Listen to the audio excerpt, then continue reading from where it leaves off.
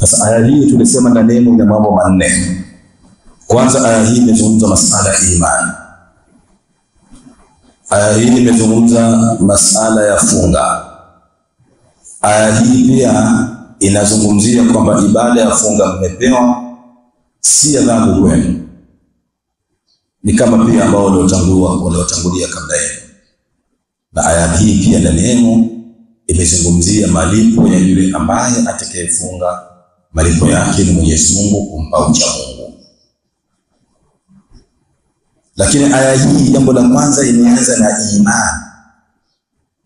Imeanza na nini? Na imani. Ya ayyuhalladhina amanu, enyi mlioamini Mwenyezi Mungu Subhanahu wa Ta'ala. Imani Muislamu unapokuwa nayo unakuwa una yakini na Mwenyezi Mungu Subhanahu wa Ta'ala. Wanazuoni wanasema kwamba dhiful iman dhiful yaqin, wa dhiful yaqin dhifu khawf min Allah, wa dhifu khawf min Allah dhifu muraqabatu shari'ati min Allah. Hawa ni wanazuoni wanazungumza kuhusiana na jambo la imani. Imani inapokuwa ni dhaifu, mwanadamu huwezi kuwa na yakini na Allah Subhanahu wa Ta'ala. Yakini na imani, yani yakini ni daraja la juu katika nini? Katika imani. Mashia sita ndio wanazoea alhaakumut takathur, sio wale wanasema hatta zurtumul maqabir kalla sawfa ta'lamun thumma kalla sawfa ta'lamun kalla law ta'lamuna ilma al-yaqin. Wanasema kuna ilmu al-yaqin, kuna ainu al-yaqin na kuna haqqu al-yaqin. Zote hizi daraja za nini? Za imani. Yaqini ni jambo la juu sana kwa mwanadamu. Kuna mtu anaweza kuwa na imani na Mwenyezi Mungu lakini asina nini? Na yaqini na Allah Subhanahu wa Ta'ala. Tunaona leo vijana wengi, na mimi nikiwa miongoni mwa marika ya nini? Ya vijana. Kijana ni Muislamu, ana imani yake katika Uislamu, lakini yaqini na Allah Subhanahu wa Ta'ala anakuwa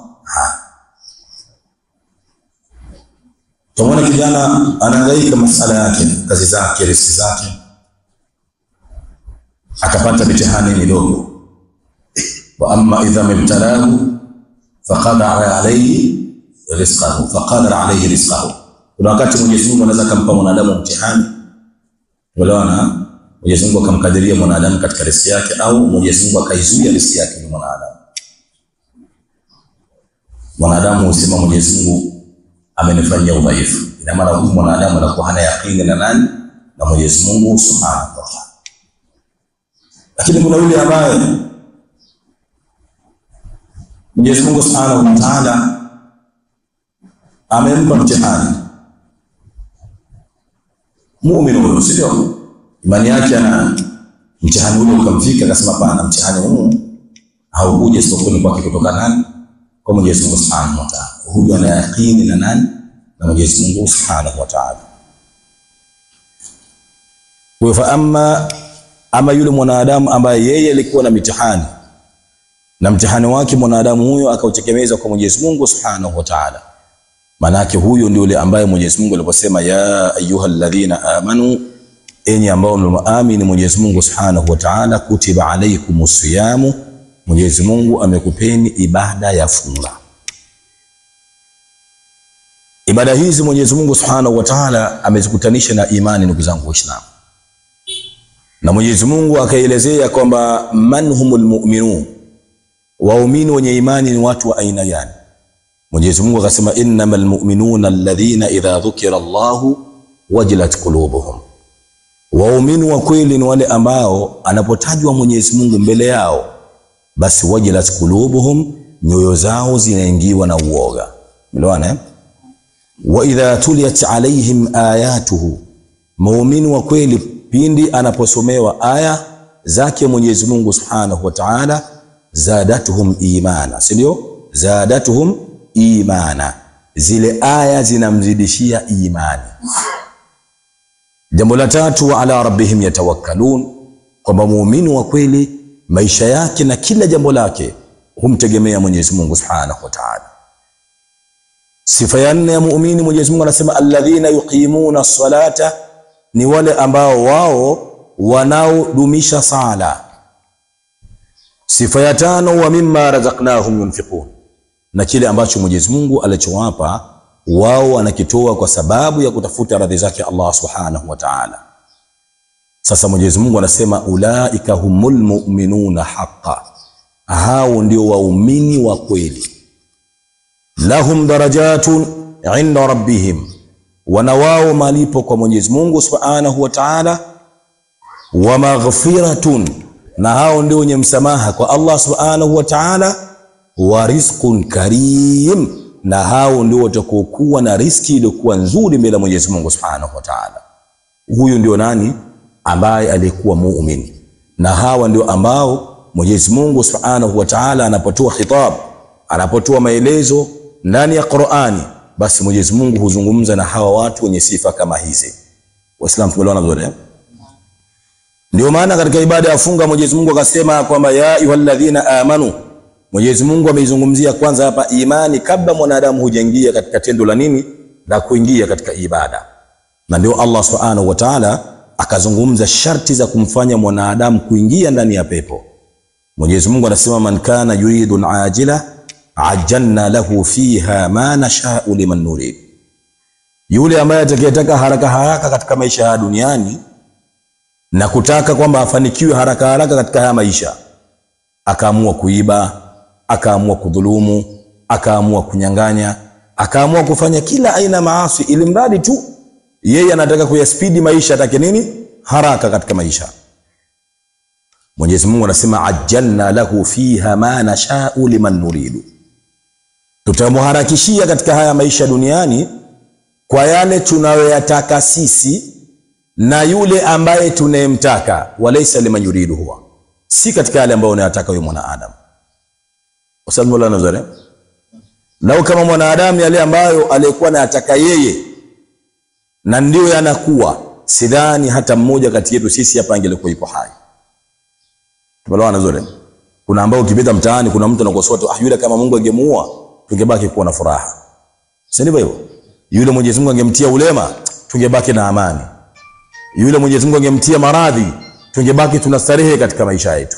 Lakini Mwenyezi Mungu anasema man kana yuridu ajilatan, yule ambaye atakayetaka uharaka, ajjalna lahu fiha ma nasha'u liman nurid, haraka hiyo tutampelekea katika yule ambaye tunayemtaka na pia katika yale ambayo tunayataka sisi. Laisa liman yuridu huwa, si yale ambayo unayataka wewe mwanadamu. Kisha Mwenyezi Mungu akasema waman arada al-akhirata, yule ambaye atakayetaka akhira, wasaa laha sa'yaha, na akafuata mwenendo kama akhira inavyotaka. Bila Waislamu, wasaa laha sa'yaha, wa rabbuna subhanahu wa ta'ala lam yakul wasaa laha sa'yuhu, akhira utenda kuipata muislamu kama inavyotaka akhira, si kama unavyotaka wewe. Tuelewana? Wasaa laha sa'yaha, na mwanadamu akaenda sawa sawa na mwenendo kama inavyotaka akhira. Wa huwa mu'minun, ilhali ukiwa wewe ni mu'min wa sawa. Mwenyezi Mungu anasema fa ulaika kana sa'yuhum mashkura, hao ndio ambao harakati zao na nyenendo zao za kuitafuta akhira, hao ndio ambao watakopokolewa na Allah Subhanahu wa Ta'ala.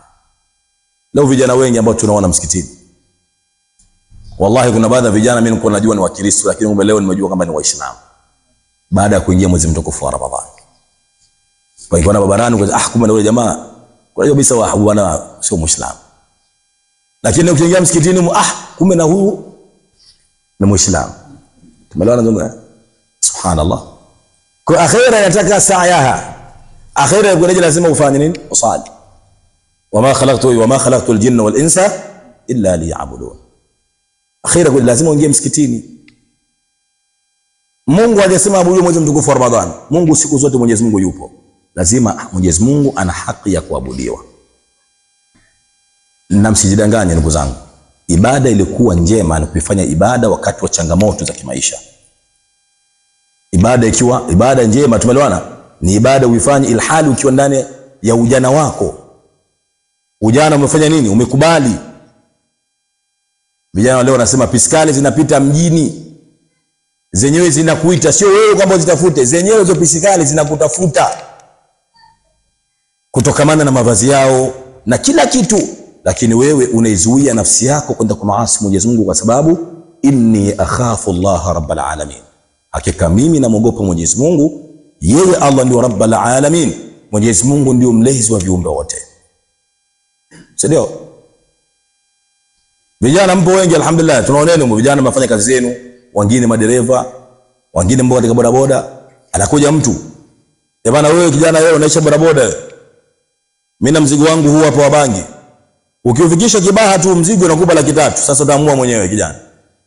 Vijana wetu wanasema hapa, hii ndio nzali, yawezekana ile sala jana ile dua Mungu kanjibu 300 niache. Wewe wa man arada al-akhirah. Vijana wanajijua wenyewe. Vijana wafanya nini? Wanajijua wenyewe. Maana kuna baadhi ya vijana wapo madereva tunawajua, kila siku wanajua kona za kupeleka wake za watu. Basi na hilo mnaogopa vijana. Tuambia yule dada ananipa vizuri sana, wakimpeleka tu sehemu yake, sema 2000 nakupa 20,000. Waman arada al-akhirah wa sa'a laha sa'yaha wa huwa mu'minun, il'alu ukiwa nani? Mu'min. Akhira inahitaji lazima ufanye nini? Njia zake. Bado nazungumzia maisha vijana, sema ndio tupo katika maisha yetu sisi wote. Vijana madereva, wengi nawaona vijana, alhamdulillah madereva, Mwenyezi Mungu anakulindeni. Anakuja shoga, si ndio? Anakuja nani? Shoga. Anamwambia kijana bana nipeleke, na kijana huyo ndio kila siku anajua kabisa huyu kuna mtu wake nampeleka Buguruni sehemu fulani, hoteli fulani, nikimfikisha tu pale huyu ananipa mimi kwa siku shilingi 40,000. Kijana anasema hii sio riski ya mchezo bana. Man aana ala ma'asiyati walau shatara fa ka'annahu minhum. Mtume anasema ukimpeleka yule katika yale maasi anayofanya na wewe unajua kwamba huyu anakwenda kufanya maasi, basi na wewe utalipwa mfano kwa yale madhambi yeye atakaenda kuyafanya kule. Unaona? Kwa vijana mlijue hilo jambo. Maana vijana mna mitihani mikubwa sana. Kijana mmoja siku moja mimi anabeba kwenye pikipiki ananiambia, "Shehe bana, mimi na mtihani mkubwa sana." "Mtihani gani ambao unao?" Asema, "Mimi kuna kijana mmoja bana, huyo ni shoga, kila siku mimi ananiambia nimpeleke huko, lakini analipa vizuri huyo." "Alipa vizuri nini shekhe?" "Waman arada al-akhirah." Kama unataka akhira kweli muislamu, wasaa laha sa'yaha, akhira inahitaji uende kama inavyotaka yenyewe. Umeelewana? Kuna wakati ukaletua kitu ambacho ndio wakati wa shida, mambo magumu. Umeelewana vizuri? Mambo nini? Magumu. Mnatoa bangi ya sekenke, ndio leo nazungumza na vijana. Bangi ya nini sio naita sio sekenke, sio bangi ya nini, mnaijua vijana? Sio sekenke, sakanka, sio sakanka, mnaijua? Sakanga, alhamdulillah. Unaletewa bwana hiyo. Bwana beba ba kilo 5, kilo 6 bwana, hizi ukizipeleka sehemu fulani, hizi bangi ukipeleka huko, ndugu yangu, wewe tutakupa nawe cha kwako chi hapa. Kijana unaona kwamba ile ndio nini? Zali la mentali. Waliimba hivyo, si ndio? Ukabeba kupeleka kule, basi jua na wewe una sehemu ya madhambi yale ambayo yatakwenda kufanyika kule. Kwa akhira inahitaji lazima twende kama ilivyofanya nini? Ilivyohitaji akhira. Wa arada al-akhiratan. Kama kweli unaitaka akhira, umefunga Ramadhani na hii Ramadhani yako imekufanya kama kijana, naamini vijana wengi wa Kiislamu hapo huko ndani ambao walikuwa wanaishi na wanawake ambao hawajawaoa, kila mmoja kamrejesha mwanamke wapi? Nyumbani kwao. Eti afunge tu mwezi mmoja wa Ramadhani, akimadilisha yule bibi unaendelea kuishi naye katika maisha kumwasi nani? Mwenyezi Mungu. Mwenyezi Mungu haabudiwi katika msimu. Mwenyezi Mungu ana haki ya kuabudiwa kila siku. Umeelewana vijana? Mmoja katika Mayahudi alimwendea Mtume Muhammad sallallahu alaihi wasallam, akamwambia, "Ya Muhammad, ewe Muhammad, sif lana rabbaka, tusifie Mungu wako yupo vipi?" Huyo bwana alipoenda kumwambia Mtume sallallahu alaihi wasallam kwamba amsifie Mwenyezi Mungu namna gani alivyo, alitegemea kwamba Mtume sallallahu alaihi wasallam atamwambia Mwenyezi Mungu ana kichwa, Mwenyezi Mungu ana pua, Mwenyezi Mungu ana miguu, Mwenyezi Mungu kadha wa kadha. Tumeelewana? Alitegemea hali kama hiyo ataikuta kwa Mtume sallallahu alaihi wasallam. Mwenyezi Mungu subhanahu wa ta'ala akateremsha suratul Ikhlas, anamwambia, "Qul huwa Allahu ahadun. Sema Muhammad, umwambie huyo bwana, hakika Mwenyezi Mungu ni ahadun la thaniyata la. Mwenyezi Mungu ni mmoja, wala Mwenyezi Mungu hana uwili. Mwelewana? Allahu samad. Mwenyezi Mungu ndio mwenye haki ya kukusudiwa katika kila aina ya shida na katika kila aina ya mitihani. Na tunaposema kul huwallahu ahad, sema Mwenyezi Mungu mmoja ni yeye, wanazuoni nasema anna Allah subhanahu wa ta'ala la musima la. Mwenyezi Mungu hana msimu wa kuabudiwa. Mwenyezi Mungu ana haki ya kuabudiwa kila siku. Umeelewana? Sasa imani ya Muislamu ikakupeleka katika hali ya namna hiyo, ndipo pale Mwenyezi Mungu anaposema ya ayyuhalladhina amanu kutiba alaykumus siyam. Tumeelewana vizuri? Hii funga Mwenyezi Mungu ameyambatanisha na masala ya kiimani. Leo kama umeamua kuyaacha kwako kwa sababu ya kumwamini Mwenyezi Mungu na kujua kwamba mwezi huu Mwenyezi Mungu ana haki ya kuabudiwa zaidi, basi jua pia Mwenyezi Mungu ana haki ya kufanya nini? Ya kuabudiwa baada ya Ramadhani. Ndio maana hata salafu salih wana maneno wanasema bi'sal qaumul ladhina ya'rifuna Allah fi shahri Ramadhana. Watu waovu ni wale ambao wanaomjua Mwenyezi Mungu na kujua Mwenyezi Mungu ana haki ya kuabudiwa katika mwezi mtukufu wa nini? Wa Ramadhani. Bi'sal qaum, watu waovu zaidi, alladhina ya'rifuna Allah fi shahri Ramadhana, ni wale ambao wanajua ana haki ya kuabudiwa Mwenyezi Mungu ndani ya mwezi mtukufu wa Ramadhani. Vijana tuelewana zote. Ili ukitaka kuwa mtu muovu ujue kwamba Mwenyezi Mungu ana haki ya kuabudiwa ndani ya mwezi mtukufu wa Ramadhani, utakuwa ni mtu muovu sana. Tuelewana vizuri? Sasa Mwenyezi Mungu ataja njia namna gani ya kuipata akhira. Wa man arada al-akhirata, sasa leo kama unataka wewe nini? Akhira, ndio. Wa sa'a laha sa'yaha, hiyo akhira ili upate ni lazima utembee kama inavyotaka hiyo akhira. Akhira haitaji zina, ndio. Akhira haitaji nini? Zina. Hivyo nadhania kama humu tumekaa msikitini, asimame pale mtu unapanga au na bunduki afu aseme jamani, hapa ndio apite mtu ambaye labda hajawahi kufanya tukio la zina, anaweza akatoka na ni mtihani mkubwa sana. Tumeelewana vizuri? Wa man arada al-akhirah, kama kweli akhira unataka, wasa'a laha sa'yaha, nenda kama akhira inavyohitaji. Tumeelewana vizuri? Leo kijana, kama utaonekana wewe hufati mwanamke mtaani, watakuta wewe ni hanifi. Sindivyo mashahara?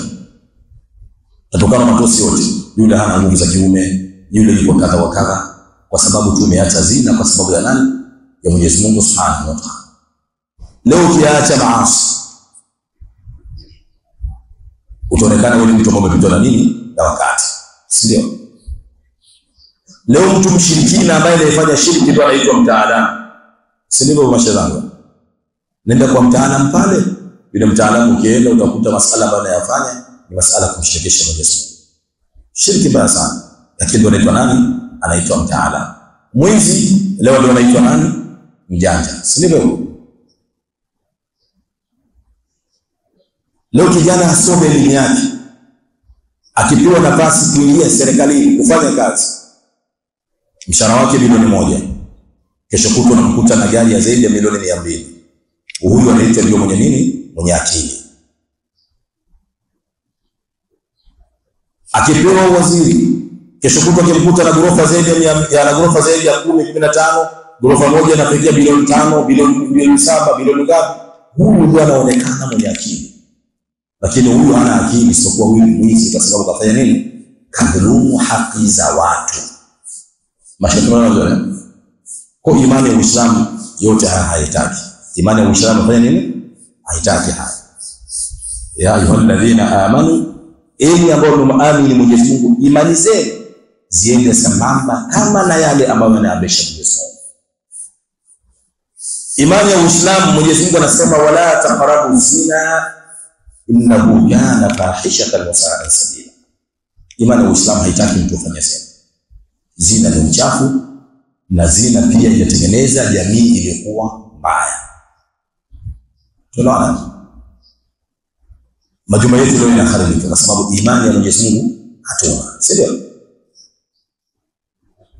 Leo utakuta kwamba jamii na nyumba ya Kiislamu imani hizi zilipoporomoka, mtoto wa kike kuvalishwa nguo zilizokuwa za uchi, mtoto mdogo, inaonekana kama huyu ndio mtu ambaye yuko well educated.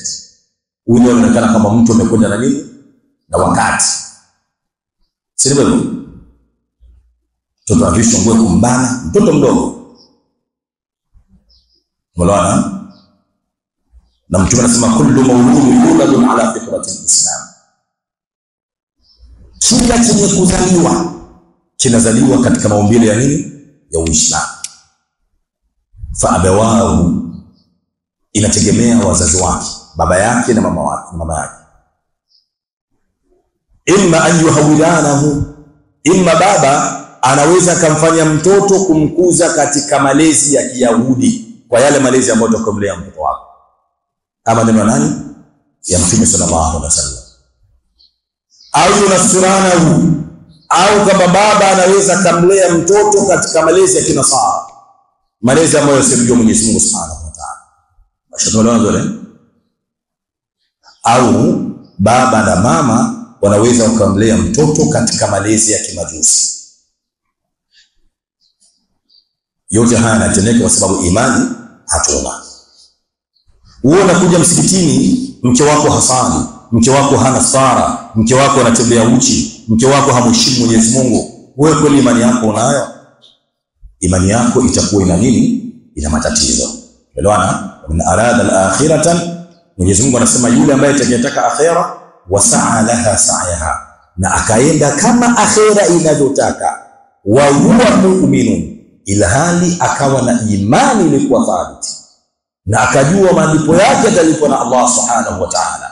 Mwenyezi Mungu anatoa majibu, anasema fa ulaika kana sa'yuhum mashkura, hao ndio ambao watakao kubaliwa na Allah Subhanahu wa Ta'ala nyendo zao zote za maisha yao na ibada zao.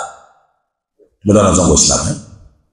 Mtume sallallahu alaihi wasallam ana hadithi yake anasema katika Shu'ab al-Iman ya Imam Bayhaqi, Mtume sallallahu alaihi wasallam anasema innal mu'mina, hakika muumini sasa, baina makhafatayn, muumini yoyote siku zote huwa anaishi kati ya hofu mbili. Yaani muumini yoyote ambaye ni mwenye kumwamini Mwenyezi Mungu katika maisha yake siku zote huwa anakuwa na hofu, au anaishi maisha yake katika hofu ngapi? Mbili. Baina ajali qad madha la yadri ma Allah qadi, wa baina ajali qad madha, kwamba muumini wa kweli kila siku anaishi kati ya muda ambao uliopita au uhai uliopita. Wallahi la yadri, hajui nini Mwenyezi Mungu Subhanahu wa Ta'ala amemhukumia. Bwana, muumini kila siku mwenye akili huwa kana ishi katika hofu ngapi? Mbili. Muda uliopita na muda ambao alikuwa nao. Muda uliopita hajui nini kalikiwa na Allah Subhanahu wa Ta'ala. Umeelewana? Na muda ambao unaokuja hajui nini Mwenyezi Mungu kamhukumia. Umeelewana? Sisi ni waumini tuko msikitini, lakini hatujui nini tunahukumiwa na Allah Subhanahu wa Ta'ala. Kuna ambao mundani wamehukumiwa vifo vyao vitapitia kwenye ajali. Umeelewana? Vifo vyao vitapitia nini? Ajali. Tuko tumeandikiwa. Itakuja sababu tu, utachukua mwenyewe safari, gari yako mwenyewe utaitia mafuta, utawaaga watu, jamani mimi nakwenda Arusha, au nakwenda Lindi, au nakwenda Tabora. Unaendesha mwenyewe, itafikia mbele utapata ajali. Zitakuja taarifa tu, bana kuna gari fulani namba so imepata ajali, mwenyewe picha yake hii. Sasa atakayemjua basi atoe taarifa kwa watu wenye kumfahamu. Inna abdal mu'min, muumini yoyote, au innal mu'mina, hakika muumini yoyote, baina makhafatayn, kila siku muumini anaishi katika hofu mbili. Baina ajala qad baqiya la yadrim Allahu qabil fi, kuna muda ambao mwanadamu umebakia, huwezi kujua nini Mwenyezi Mungu amekuhukumia baada ya leo. Wala wala, yani baada ya leo bila wewe hatujui nini Mwenyezi Mungu amefanya nini, amekuhukumia. Aliyekuwa fakiri hajui nini kahukumiwa na Allah Subhanahu wa Ta'ala, lini atakuwa tajiri, na aliyekuwa tajiri pia hajui nini kahukumiwa na Allah, lini atakuwa nini fakiri. Mashaka.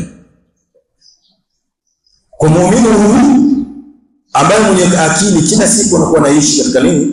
Katika hizi hofu mbili. Umeelewana vizuri? Ndio maana al-Imam Uthaymeen rahimahullah ana maneno yake pia anasema wasayati yawm, ipo siku itamjia mwanadamu. Sayatamanna an yakuna fi kitabihi ziyadatun hasanatun au naqsu min sayyi'atin wa ma dhalika al-yawm biba'id. Ipo siku kila muumini au kila kiumbe, ipo siku itamjia mwanadamu, itamfikia wakati mwanadamu atatamania kitabu chake cha mema kiwe na ziada ya mema na wala kisiwe na mabaya. Wama dhalika al-yawm biba'id, wala hiyo siku haiko mbali kwangu mimi wala kwako wewe. Waislamu asema sayati yawm, ipo siku itamjia mwanadamu. Sayatamanna, atanatamania huyo mwanadamu ayakuna fi kitabihi ziyadatun hasanatun au naqsu min sayyi'atin wa ma dhalika al-yawm biba'id. Ipo siku itamjia mwanadamu utatamania kitabu chako kiwe kina ziada ya mema na wala kisiwe kina nini? Kina ziada ya madhambi. Wa ma dhalika al-yawm biba'id, wala hiyo siku haiko mbali kwangu mimi wala kwako wewe. Wala al-Imam Uthaymeen rahimahullah akaendelea kusema falmar'u yamshi, inaweza katokea mwanadamu ukawa anatembea barabarani fayasqutu mayitan, mwanadamu fayasqutu mayitan, ukadondoka ukafanya nini? Ukafa zako, sio? Au yanamu ala firashi, au mwanadamu ukaenda ukalala kwenye kitanda chako mwenyewe, fala yukimuhu illa al-ghasib, asije mtu kuamsha asubuhi isipokuwa muoshaji. Unaona vile kaja mtu mmoja, mandateni mwili wa marehemu tuoshe, twende tukafanya nini? Tukausafiri. Kwa muumini wa kweli na muumini mwenye akili anakuwa kila siku anaishi katika kuhofia mambo haya. La yadri ma Allahu qadim fi, hajui kwamba nini Mwenyezi Mungu amekuhukumia katika wakati ujao, na wala hajui nini Mwenyezi Mungu Subhanahu wa Ta'ala kamwandikia kwenye kitabu chake katika umri ambao mwanadamu uliopitia mpaka umri ambao uliokuwa nao. Wala ndio Waislamu. Sasa Mwenyezi Mungu Subhanahu wa Ta'ala aliposema ya ayyuhalladhina amanu, enyi ambao mmeamini, sasa huyu mwenyewe mwanadamu jitathmini katika hiyo imani.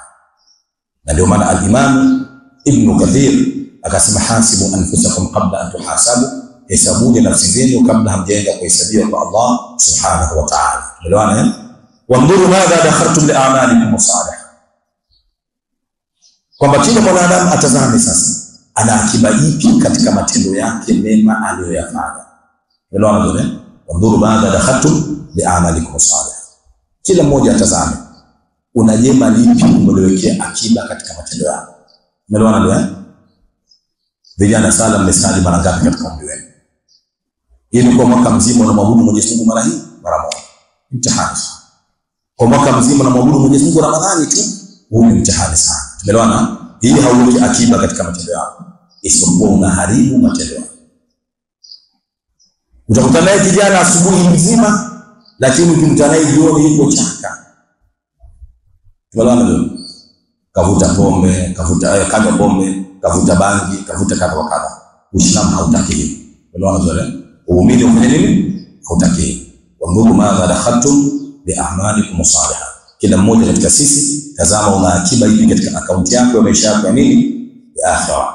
Li yawmi ma'adikum wa 'ahdikum ila Allah subhanahu. Kuna siku ambayo mwanadamu utarejeshwa kwa Mwenyezi Mungu Subhanahu wa Ta'ala, na huyo mwanadamu baada ya kufika kwa Mwenyezi Mungu Subhanahu wa Ta'ala utawekewa kitabu chako chote ambacho wewe ulichokitengeneza katika nini? Katika matendo yako. Umeelewana vizuri? Sasa Mwenyezi Mungu anasema kutiba alaykumus siyam. Mwenyezi Mungu amekupeni nini? Funga. Kutiba alaykum siyam. Mwenyezi Mungu amekufaradhisheni nini? Funga. Na wanazuoni wa Kiislamu wanasema funga, anasema wenye kufunga wana daraja tatu. Kuna daraja tatu kwa watu wenye kufunga. Unaona? Wanasema suratul Saimin. Kuna sura ya watu wenye kufunga wa aina tatu. Unaona vile? Wanazuoni wanasema kuna mtu anaweza akafunga kiakili na kuna mtu ambaye anaweza akafunga kimwili Kuna mtu ambaye anafunga kwa viungo vyake vyote. Wanasema tafsimu saumu lisaili, mgawanyiko wa funga kwa wale wenye kufunga. Haya maneno ya wanazuoni. Tumeelewana? Kuna mtu ambaye anafunga, wanasema saumu liroho. Kuna mtu ambaye anafunga kwa nini? Kiroho. Mtu ambaye mwenye kufunga kiroho wanasema ni mtu ambaye anakuwa mukhalafatul hawa, ni mtu ambaye anayekwenda tofauti na matamanio yake ya nafsi. Nafsi inakwambia kazini, lakini naambia siwezi kuzini kwa sababu ya kumwogopa Allah subhanahu wa ta'ala. Nafsi inakwambia vuta bangi, ukasema siwezi bangi hii kuivuta kwa sababu mimi nafanya nini? Namwogopa Mwenyezi Mungu subhanahu wa ta'ala. Kwa maana unakwenda kinyume na matakwa ya nini? Ya nafsi yako. Vijana tumeelewana vizuri? Ndio nataka nizungumze na vijana wenzangu. Maana vijana ndio mna changamoto nyingi. Tumeelewana vizuri? Kwa hiyo kuna kufunga mtu ambaye kufunga kiakili, mukhalafatu lil hawa. Kuna wakati nafsi inakupeleka. Yule mtoto wa kike pale mimi simwachi, ile lazima tampata. Tumeelewana vizuri? Lazima. Lakini kuna wakati kwa nafsi yako siwezi kufanya jambo hili. Inni akhafu Allah rabbul alamin. Haya siwezi kufanya kwa sababu namuogopa nani? Mwenyezi Mungu subhanahu wa ta'ala. Tumeelewana vizuri? Mwenyezi Mungu anasema qala shaytanu lil insani, pindi aliposema shaytani kumwambia nani? Mwanadamu, ukfur, wewe mwanadamu mkufuru Mwenyezi Mungu. Ukfur, zikufuru neema za Mwenyezi Mungu subhanahu wa ta'ala. Falamma kafara, zama mwanadamu alipopenda kumkufuru Mwenyezi Mungu, qala, akasema shaytani kumwambia nani? Mwanadamu, inni bari'un minka inni akhafu Allah rabbul alamin. Mimi niko mbali na wewe, mimi nikitakasa na wewe, hakika mimi namwogopa Mwenyezi Mungu, yeye ndiye Bwana mlezi wa viumbe wote. Bwana mzuri, shetani kwambia mkufuru Mwenyezi Mungu. Unapokwenda kumkufuru shetani anamwambia mimi hayo unakwenda kuyafanya ni ya kwako, hayo maasi unakwenda kuyafanya ni wewe, lakini hayo maasi unakwenda kuyafanya mimi nipo mbali na Mwenyezi Mungu subhanahu wa ta'ala. Tumeelewana? Na ndio maana shetani hata siku ya kiyama atakwambia bwana, ma ana bimusrifikum, kwamba mimi sikukujia na ngoma kupigia fulani nenda kazini, baadaye hiyo ngoma nilipigia wapi?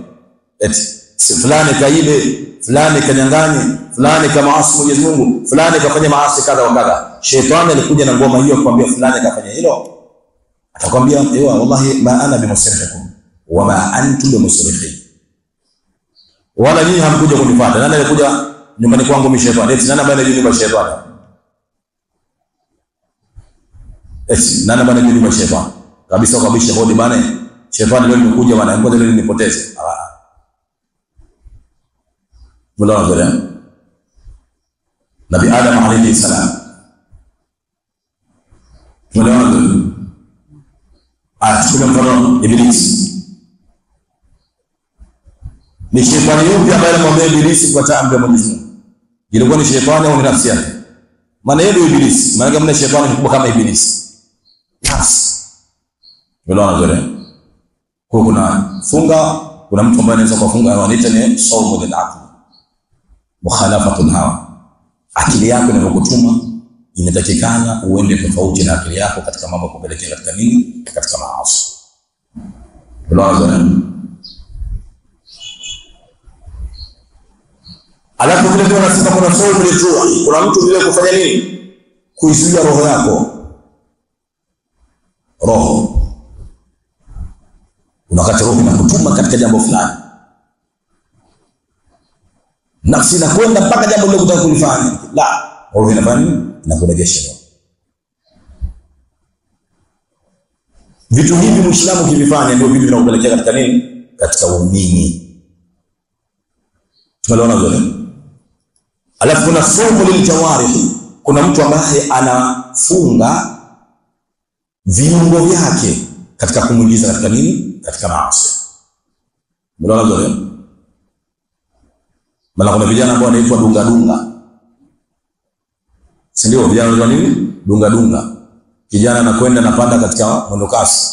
Yeye anamtafuta tu mwanamke gani amekaa vizuri, labda anamtazama labda mwanamke huyo matiti yake yamesimama vizuri, anakwenda kumwekea mkono pale, alafu kila dakika ni pale anapandisha kwenda la, usifanye hivyo. Hichi kiungo chako kina haki. Tumeelewana vile? Vijana wanajua kazi zao hizo. Kuta mtu na anakata tiketi ya mwanakasi hapa mpaka Burundi, hateremki hapa mpaka anaenda posta, kutoka posta anakuja hapa. Yaani huyo anaitwa dunga yeye hateremki. Yeye kazi yake kuangalia zile best news wanaziita zile. Kuta mtu ngangania nyuma ya mtu, nyuma mwanamke. Anaambiwa wana kijana nafasi imekaa pale, mimi nitaka zangu hapa. Nafasi simekaa kama nikae pale, shekhe mtu kachanyuka. Anamwambia hata mwanafunzi kakae pale. Wewe mwanafunzi wewe si mtu mzima, mwanafunzi kakae wewe. Umeelewana vizuri? Soma ile jawari. Viungo hivi ndiko fanya nini? Uvidhibiti katika nini? Katika maasi. Miongoni mwa kiungo kibaya kabisa ni al-lisan, ulimi. Ulimi ni mbaya sana. Ulimi ni mbaya sana. Ulimi ndio unataka kuchoma katika jahannam. Ulimi useme nini? Useme kweli.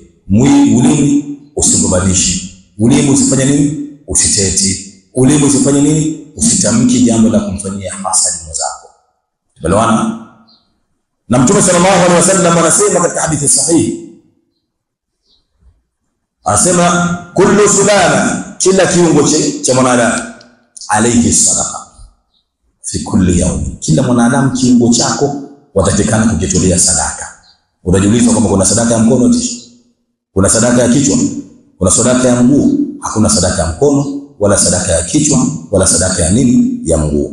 Sadaka ya mkono ni kuzuia mkono katika yale ambayo Mwenyezi Mungu amefanya nini? Ameharamisha. Sadaka ya mguu, mguu wako unakwenda kufuata mambo ya halali au mambo ya haramu, miguu yako iuizuie kwenda kufanya mambo ambayo aliyoyakataa nani? Mwenyezi Mungu Subhanahu wa Ta'ala. Tunaona hii ndio kutiba alaykumus siyam. Kwa Muislamu ukiwa na mambo hayo ukaweza kujizuia, basi utakuta hata ibada ya funga ukiingia, funga hiyo utaifunga kama jinsi alivyoamrisha nani?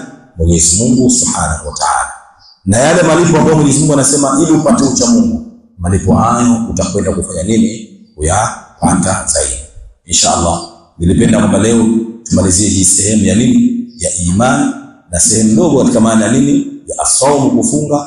Kesho tutakuja kuendelea katika maana kama kutiba ala alladhina min qablikum la'allakum tattaqun. Aya hizi zina maana kubwa sana. Uweze kuzungumzia funga kama kuzungumza nini? Imani. Uweze kuzungumzia hiyo funga kabla yule ambaye mwenye kufunga katika hiyo funga hujamfahamisha kwamba kile anachokifunga kina maana gani, kina uzito gani, na namna gani imani ya Muislamu yatakikana kufanya nini kuwa nayo. Inshallah tuseme subhanaka Allahumma wa bihamdik, ashhadu an la ilaha illa anta, nastaghfiruka wa natubu ilayk. Subhana rabbika rabbil izzati amma yasifun wa salamun ala al mursalin walhamdulillahi rabbil alamin.